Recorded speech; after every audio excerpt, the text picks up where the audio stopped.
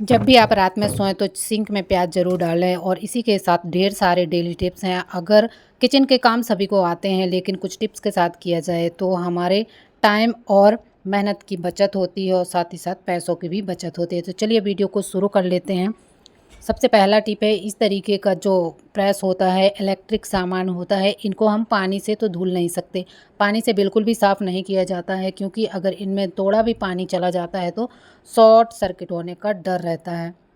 तो आपको लेना है सैनिटाइज़र। सैनिटाइज़र नहीं है तो 2 बूंद डेटॉल ले लीजिए, या फिर डेटॉल भी नहीं है तो आप परफ्यूम ले सकते हैं। और लेना है कॉटन। कॉटन का कपड़ा ले सकते हैं, नैपकिन पेपर ले सकते हैं, और इससे बढ़िया तरीके से घिस देना है। इसमें जितनी भी चिपचिपी है, डस्ट है, वो निकल जाएगी और बहुत ही बढ़िया तरीके से हमारा प्रेस जो है चमचमा जाएगा, शाइन करने लगेगा। तो आप इस तरीके से अपने इलेक्ट्रिक सामान को साफ़ किया करें, पानी से बिल्कुल भी ना करें। अगर आपके पास ये सारी चीज़ें भी नहीं है तो आप थोड़ी सा वैसलीन ले लीजिए और उसको लगा के कपड़े से इस तरीके से घिस दीजिए। कॉटन के कपड़े से घिसना है ताकि इसमें कोई भी स्क्रैच ना आए, इस बात का विशेष ध्यान रखना है। और इस तरीके से धीरे धीरे हाथों से रब कर देना है। आपका प्रेस जो है बहुत ही बढ़िया तरीके से चमचमा जाता है। अगर एक बार में नहीं चमचमाए तो आप थोड़ा सा उसमें और डाल के घिस लीजिए और बहुत ही अच्छा रिजल्ट मिलता है। आप एक बार ट्राई ज़रूर करके देखें। देखिए कितना बढ़िया प्रेस चमचमा गया है।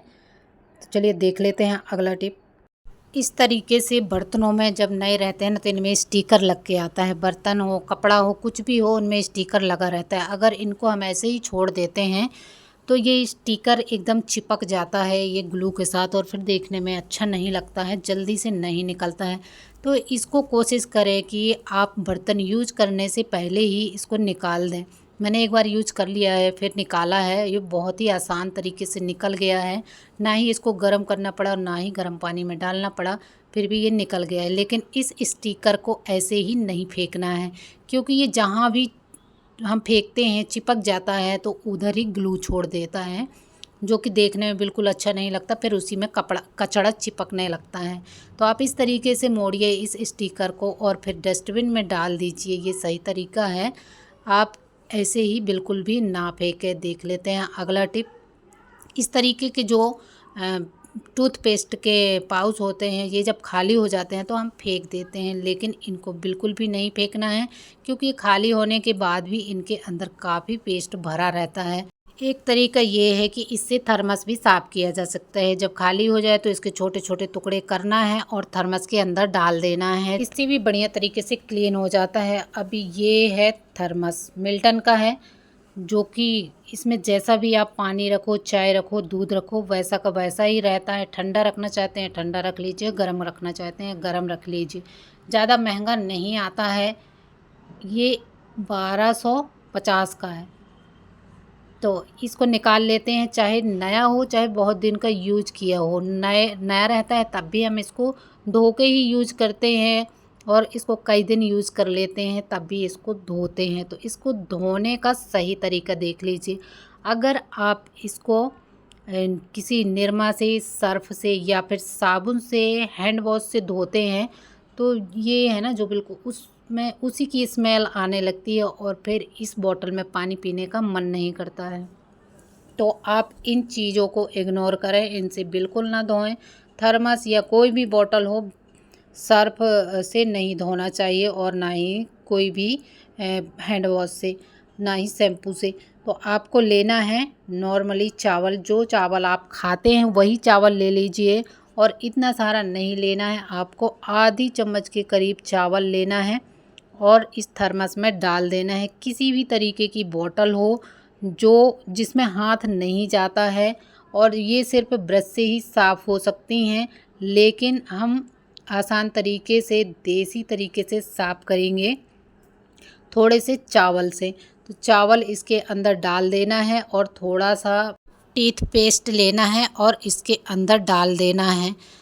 इससे बहुत ही बढ़िया सी खुशबू आ जाती है और बहुत ही बढ़िया ये क्लीनिंग का काम करता है। इसमें जो भी बैड स्मेल होगी वो चली जाएगी, और ये अच्छी तरीके से साफ़ हो जाएगा। तो आप इसको खाली चावल से भी धो सकते हैं, बहुत ही अच्छे से साफ़ हो जाता है। इसमें जो भी काई वगैरह जमी होती है ना, वो सारी छूट जाती है चावल से, क्योंकि चावल हार्ड होता है।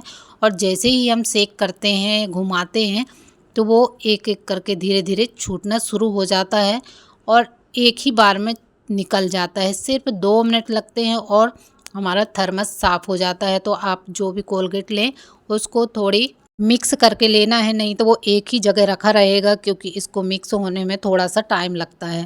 तो इसको मिक्स कर लेते हैं और फिर इसमें डालेंगे थोड़ा सा पानी और अच्छे से सेक करेंगे, ताकि बोतल में जितनी भी गंदगी है वो सारी निकल जाए।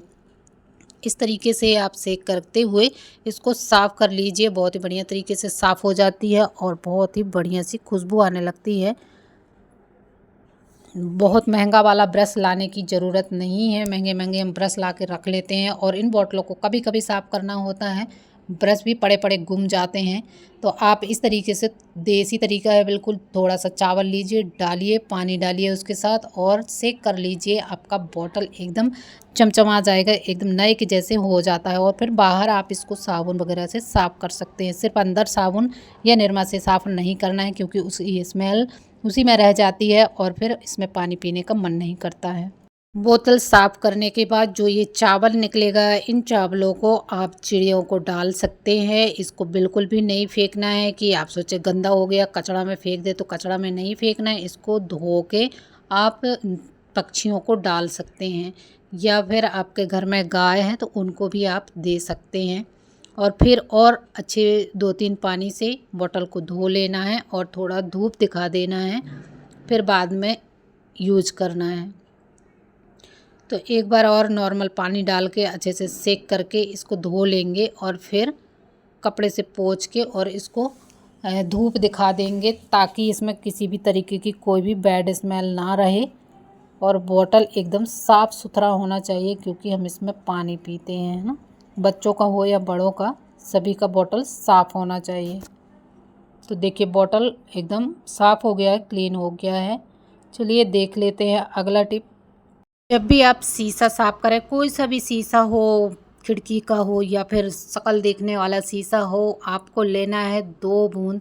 ये छोटे शीशे में तो 1 बूंद सैनिटाइज़र ले लीजिए और इस तरीके से नैपकिन पेपर या फिर कॉटन के कपड़े से आप घिस दीजिए। एकदम आपका जो शीशा है, कांच है, वो चमचमा जाएगा। चाहे तो गोदरेज का हो, चाहे ड्रेसिंग टेबल का हो, किसी भी का मिरर हो, आप इस तरीके से साफ़ कर सकते हैं। नहीं तो डेटॉल की 2 बूंद लीजिए और उससे साफ़ कर लीजिए। बहुत ही बढ़िया तरीके से साफ़ हो जाता है, किसी तरीके का कोई भी स्क्रैच नहीं आता है।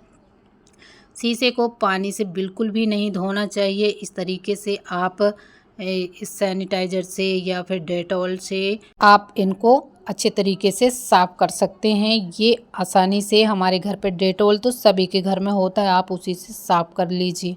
अगला टिप देख लेते हैं कि बहुत ही बढ़िया टिप है, यूनिक टिप है। आप देख के हैरान रह जाएंगे कि एक रबर से क्या बना दिया। तो इससे बनने वाला है बहुत ही बढ़िया स्टैंड। 2 खीले गड़े होंगे आपके घर में, तो उसमें एक मोटा सा रबड़ लगा लीजिए और आपके घर में जितने भी ब्रश हैं, जीभी हैं, आप इसमें रख सकते हैं। आसानी से ये रखे रहते हैं, बिल्कुल भी नहीं गिरते हैं और निकालने में भी इनको कोई भी दिक्कत नहीं होती है। इस तरीके से डालना है और ये एकदम सेट हो जाते हैं। और इसमें आप अपने जीबी भी रख दीजिए, तो थोड़े से स्पेस में ये सारे ब्रश आ जाते हैं। हमें महंगा वाला स्टैंड लाने की ज़रूरत नहीं पड़ती, फालतू पैसा खर्च नहीं करना चाहिए। अपने देसी तरीक़ों से घर पे ही जुगाड़ करके अपना काम चला लेना चाहिए। कई लोगों के पास पैसे होते हैं तो वो स्टैंड ले आते हैं बेशक, लेकिन जिनके पास पैसे नहीं होते हैं, उनका काम ऐसे ही चल रहा है, तो वो इस तरीके के जुगाड़ करके अपना काम चला सकते हैं। मैं भी इसी तरीके के जुगाड़ करके अपना काम चला लेती हूँ। बहुत अच्छा लगता है मुझे घर की चीज़ें यूज़ करने में। घर के हाथों से बनी हुए स्टैंड या कोई भी सामान हो, मैं ज़्यादातर हाथ से बना के ही उनको यूज़ करती हूँ और काफ़ी लंबे टाइम तक यूज़ करती रहती हूँ। अब देख लेते हैं अगला टिप। ये प्याज हमारे बहुत ही काम की है, चाहे कोई दवाई हो, या फिर सब्जी हो या फिर चोट लग गई हो, तो प्याज की भूमिका बहुत पहले से सदियों पुरानी रही है। ये हमारे चोट को, घाव को ठीक करने में बहुत ही मदद करती है और घर के जितने भी कीड़े मकोड़े होते हैं ना, वो भी भगा देती है। अगर आपकी आँख दर्द कर रही है तो आप 1 बूंद प्याज का रस डाल लीजिए, आपकी आँख एकदम ठीक हो जाएगी। लेकिन ये आँख में लगती बहुत है, इसको डायरेक्ट डालना बहुत ही मुश्किल है, तो आप इस तरीके से ना डालें, डॉक्टर की सलाह से ही डालें। इसका जूस इस तरीके से निकाल लेना है और सिंक में जो रात में कीड़े मकोड़े निकलते हैं ना, छोटे छोटे कीड़े या फिर कॉकरोच निकलते हैं, तो अगर आप इस सिंक में इस तरीके से प्याज का जूस लगा देते हैं तो कोई भी कीड़ा मकोड़ा नहीं आएगा, ना ही कोई भी कॉकरोच आएगा। पाइप में कॉकरोच होते हैं जो कि सिंक से फिर हमारे घर में आ जाते हैं और फिर अंडा दे देते हैं, तो वो छोटे छोटे बच्चे ढेर सारे हो जाते, फिर उनको भगाना बहुत ही मुश्किल वाला काम हो जाता है। तो इस तरीके से आप सोते टाइम सिंक में जूस लगा दीजिए प्याज का, आपके घर में कोई भी कीड़ा नहीं आएगा, कॉकरोच नहीं आएगा और इस प्याज के टुकड़े को वहीं पर रख दीजिए। बहुत ही बढ़िया टिप है, इसको यूज़ करके आप अपने घर के कीड़े मकोड़े भगा सकते हैं। और फिर इसके बाद टैप बिल्कुल भी चालू नहीं करना है, नल को चालू नहीं करना है, वरना इसका जो जूस है प्याज का वो सारा धुल के नीचे चला जाएगा। तो आज का वीडियो आपको कैसा लगा? अगर वीडियो ज़रा भी पसंद आया तो प्लीज़ ज़्यादा से ज़्यादा शेयर करना। Thank you for watching, bye bye. और हाँ, कमेंट में ज़रूर लिख के बताना कि आप किस शहर से मेरा वीडियो देख रहे हैं, ताकि मुझे पता चल सके कि मेरा वीडियो कहाँ कहाँ तक जा रहा है और मैं आपका धन्यवाद कर सकूं लिख के।